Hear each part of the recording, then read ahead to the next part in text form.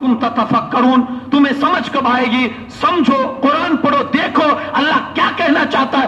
कोई दुनिया की ऐसी किताब नहीं है जिसको पढ़ने के बाद उसके पढ़ने वालों को यह कहा जाए यार देखो तो सही अल्लाह क्या कहना चाहता है, यार देखो तो सही अल्लाह क्या कहना चाहता है। कोई ऐसी दुनिया की किताब नहीं है। एक वाहिद किताब है कुरान, जिसके पढ़ने वाले को कुरान कहता है यार समझो अल्लाह क्या कहना चाहता है, यार देखो अल्लाह तुम्हें क्या।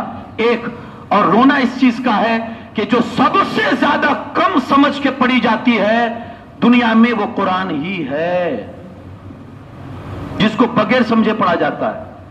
अल्लाह ने जितना जोर दिया कि समझो उतना ही हमने जोर दिया कि नहीं समझना। क्या यह हकीकत नहीं है? सबसे ज्यादा कम समझने वाली, हमें कोई लेटर भी समझ में नहीं आता ना तो हम दूसरे से पढ़ाते यार इसमें इसका मतलब क्या होता है। अरे यार लेटर रहने दीजिए, आज अगर कोई व्हाट्सएप पर मैसेज आता है ना तो हम 10 को फॉरवर्ड करते हैं, यार इसका मफहूम समझ भी नहीं आए। हमारे पास कितने आते हैं, इसका मतलब क्या होता है। जरा सी बात समझ में नहीं आई, फट से किसी से पूछ लिया। एक कुरान है कि जिसके बारे में किसी से नहीं पूछते। क्या सिर्फ ये सवाब कमाने के लिए उतरा है कि हम देखे पढ़े चूमे? हाँ, ये एजाज है कुरान का। आप पढ़ो तो भी सवाब, देखो तो भी सवाब, सुनो तो भी सवाब, छुओ तो भी सवाब, चूमो तो भी सवाब। ये कुरान का एजाज है, मगर इसका मतलब ये नहीं है कि सिर्फ चूम चाटने के लिए ये कुरान को रखा जाए, मतलब ये नहीं है। तो फिर मैं आपसे कहूंगा खाने के लिए आप बैठते हो तो खाने को सिर्फ सूंघ सूंघ कर पेट भर लिया करो, खाते क्यों हो भाई? सूंघने से भी तो दिल को तस्कीन होती है ना। खाना अच्छा बनाओ सिर्फ सूंघो तो क्या दिल में ठंडक नहीं होती? होती है। तो फिर खाते क्यों हो यार? अगर कुरान के मसले में आपका यही कहना है कि सिर्फ पढ़ पढ़ के सवाब लूटेंगे तो आप खाने के मामले में भी ऐसा करो ना कि सिर्फ सूंघ सूंघ कर हम पेट भर लेंगे, तो फिर चंद दिनों में फिर आपका जनाजा उठेगा। और हमारा भी जनाजा उठ चुका है। सिर्फ कुरान को सिर्फ पढ़ने से हमने ताल्लुक रखा है। सवाब कुरान, रमजान आया एक कुरान, 2 कुरान, 4 कुरान, 5 कुरान। मेरे भाई अल्लाह तुझे मुबारक करे, तूने 5 कुरान खत्म कर दिए। काश एक सफा एक पेज अगर समझ के पढ़ लेता तो उस 5 कुरान के सवाब पर भारी होता एक पेज। लेकिन उसकी अहमियत को समझ ही नहीं रहे। एक माई खातून मस्जिद के दरवाजे पर बैठकर भीख मांग रही थी। एक नौजवान आया और अगर कहता माई भीख क्यों मांग रही हो? कहा शौहर मर चुका है और बेटा था तो वो यूरोप कंट्रीज में है, बाहर ममालिक में। तो कहा कुछ भेजता नहीं है? कहा नहीं। कहा जो कुछ दे के गया था वो सब खत्म हो चुका है, अब कुछ है भी नहीं, तो अब क्या करूं, मांगने के सिवा कोई चारा नहीं है। तो कहा कुछ बेचता नहीं है बेटा, इतना नाफरमान है? तो कहा कुछ नहीं बेचता, हाँ एक कलर किस्म किस्म के कलर के कुछ कागज भेजता है। तो उस कागज से क्या होगा? वो मैंने घर में चिपका के रखे हैं, बेटे की याद आती रहे। अब वो कागज से क्या होगा? तो उस आदमी ने कहा माई जरा दिखाओ तो सही कैसे कागज भेजता है। वो बंदा जब उसके घर पे गया ना तो दीवार पर देखा कि एक दो नहीं तकरीबन 50-60 वो कागज चिपके हुए थे। वो एक्चुअल कागज नहीं थे, वो चेक ड्राफ्ट थे। वहां का चेक था, यूरोप कंट्रीज का चेक था किसी बैंक का जो वो भेजता था। अब ये माई को नासमझी की वजह से उसको तो पता ही नहीं है कि ये चेक इसमें हजारों डॉलर है। वो तो माई तो जानती ही नहीं थी कि इसमें हजारों डॉलर है। ये किस्म किस्म के रंग का कागज नहीं है, ये हजारों डॉलर अपने अंदर लेकर बैठा है। मां को पता नहीं था तो वो बच्चे की यादी के तौर पर क्या करती थी, घर की दीवार पर चिपका के रख दी थी। सेम यही पोजीशन हमारी है। घर में औरत कुरान लेकर आती है और हम ताक के ऊपर सजा के रख देते हैं। हमें नहीं पता कि इस कीमती अल्लाह ने इस कीमती किताब में हमारे क्या कुछ रखा है, नहीं मालूम। अरे करोड़ों की इनकम और दौलत अल्लाह ने उसमें रखी है जो आपने ताक पर सजा के रख दिया है। ये क्यों ना समझी? हमने समझा ही नहीं कुरान को, और जब समझा ही नहीं तो जाहिर सी बात है कि हम वो ताक पे کمانے کے لیے قرآن نہیں ہے.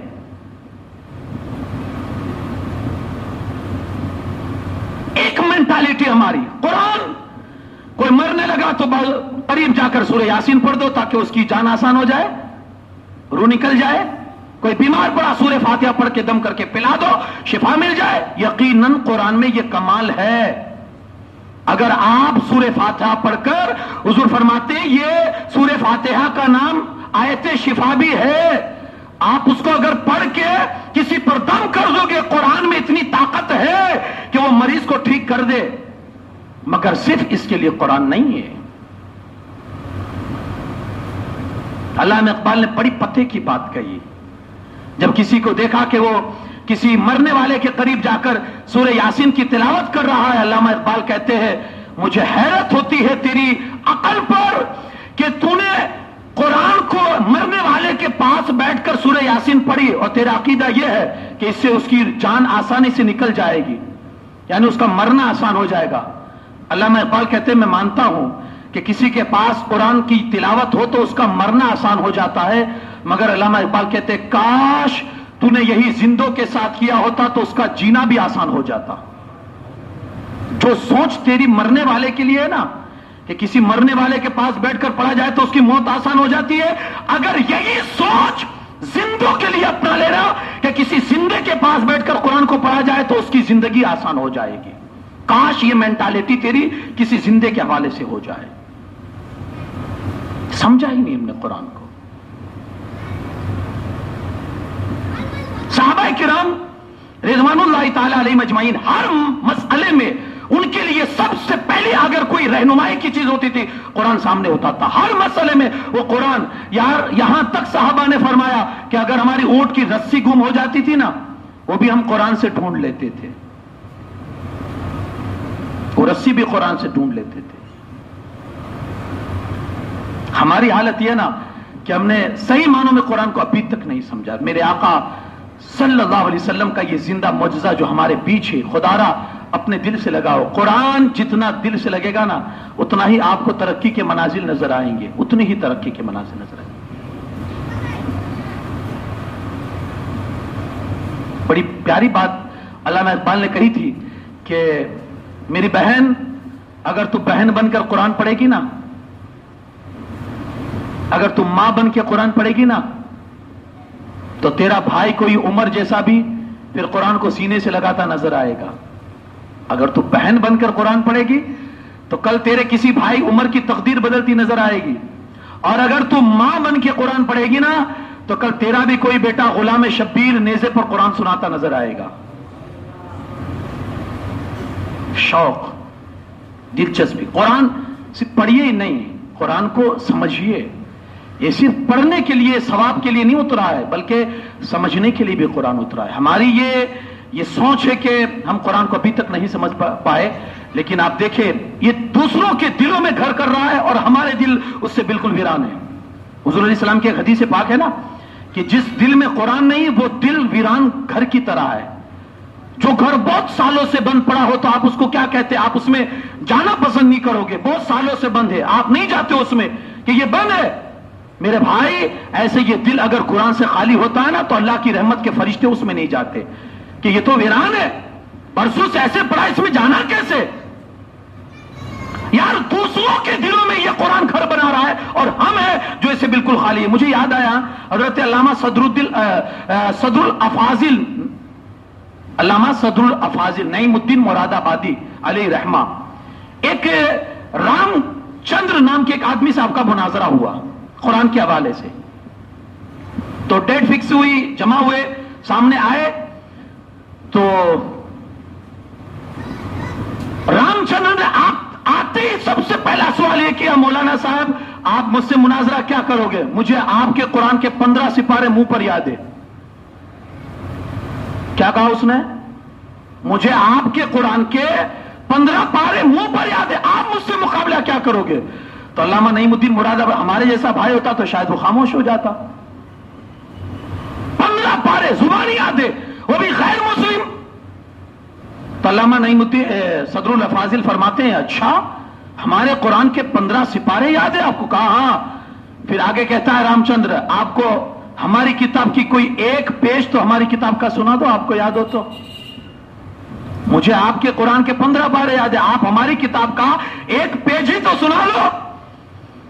علامہ صدر اللہ فاضل فرماتے ہیں اچھا تجھے ہماری کتاب کے 15 پارے یاد ہے، چاہے اس کو سائیڈ میں رہنے دے. علامہ فرماتے ہیں اس کو سائیڈ میں رہنے دے، مجھے یہ بتا کہ جو تیری کتاب ہے جس کو تو پڑھتا ہے، جس کو تو مانتا ہے، اس کا صرف ایک ورق مجھے سنا دے.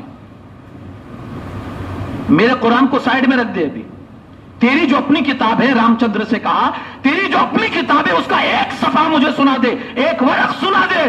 خاموش ہو گیا، کہا مجھے یاد نہیں ہے. تب علامہ نے فرمایا سن، ہماری کتاب کے جو 15 پارے یاد ہو چکے ہیں نا، یہ ہماری کتاب کی کرامت ہے کہ جو دوسروں کے دلوں میں بھی گھر بنا لیتی ہے. یہ ہماری کتاب کا یہ اعزاز ہے کہ ہمارے دلوں میں تو آتی ہے، غیروں کے دلوں میں بھی گھر بنا لیتی ہے. آپ نے سنا ہوگا کئی ایسے غیر مسلم ہیں کہ جو قرآن پڑھا کرتے تھے اور قرآن سے فیض حاصل کرتے تھے. کئیوں نے اتنا ایسا بھی کہا ہے کہ جب قرآن کھول کر بیٹھتے ہیں تو ہمارے دل کو ٹھنڈک اور سکون ملتا ہے. میرے بھائی وہ لوٹے اور ہم محروم رہ جائیں. پڑھیے قرآن. میں نے ابھی قرآن کے حوالے سے جو گفتگو کی تھی مانیک چوک میں، تو میں نے اس میں آپ کو بتایا تھا کہ قرآن کا اعزاز کیا ہے اور آج ہماری نسل مسلم آج کس رخ پر جا رہی ہے، اور قرآن سے جو اس کی لاپرواہی ہے. بڑا افسوس ہوتا ہے کہ جب ایک سورہ فاتحہ ہماری قوم کے بچے کو اگر پڑھنا نہ آئے تو پھر شاید باپ کو احساس ہوگا کہ جب وہ بچہ قبر پر آ کے کھڑے ہو کر منہ دیکھے گا اور کچھ پڑھ نہیں پائے گا، تب باپ کو احساس ہوگا کہ کاش الحمد شریف سکھا دی ہوتی تو آج پڑھ کے میرے لیے سال ثواب کر دیتا. میں نے ایک بات کہی تھی مانیک چوک میں، کبھی کبھی آپ کو بھی محسوس ہوتا ہوگا، آپ نماز پڑھنے کے لیے آئے، آپ کو نماز پڑھنی نہیں آتی تو آپ سائیڈ سے تھوڑی تھوڑی نظروں سے آپ بازو والے کو دیکھتے ہیں کہ وہ کیسے پڑھتا ہے میں بھی ایسے پڑھوں. بہت سو کے ساتھ ایسا ہوتا ہوگا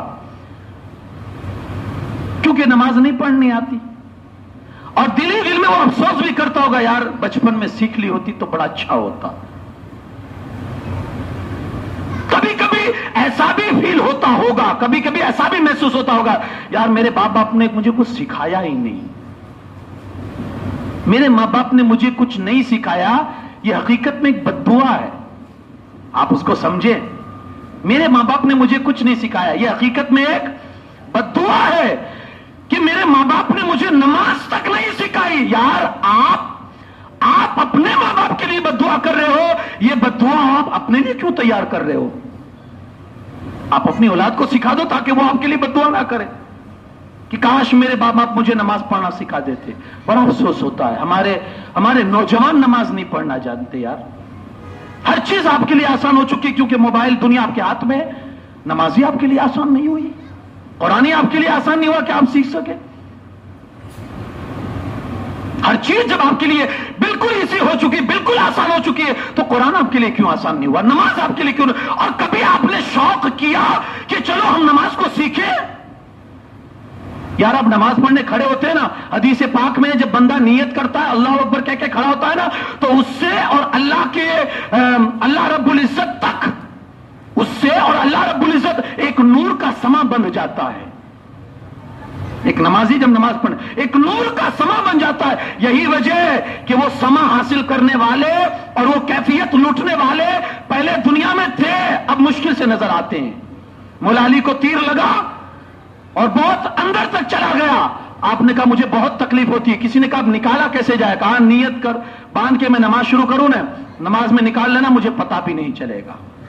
اور حقیقت میں ہوا بھی ایسا، نماز میں وہ تیر نکال لیا گیا. مولا علی کہتے خدا کی قسم مجھے پتا تک نہیں چلا. کیوں؟ اس کیفیت میں ہوا کرتے تھے. میں نے وہ سنا تھا حضرت سہل بن عبداللہ تستری کی وہ بات. کسی نے آپ سے کہا کہ یار اکیلے جنگل ہی میں رہتے ہو مزہ آتا ہے، اکتاہٹ نہیں ہوتی، بوریت نہیں ہوتی؟ اکیلے جنگل میں رہنا یار جنگل کی بھی کوئی زندگی ہے. آؤ شہر کی رنگ ریلیاں دیکھو، شہر کی رونقیں دیکھو، جنگل میں کیا رکھا ہے. آپ نے کہا تجھے کس نے کہا کہ میں اکیلا رہتا ہوں؟ تجھے کس نے کہا میں تنہا رہتا ہوں؟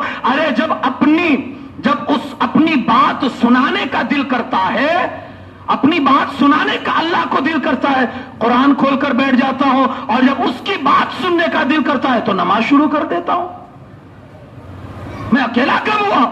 میں تو لمحہ لمحہ اپنے رب کے ساتھ ہوا کرتا ہوں۔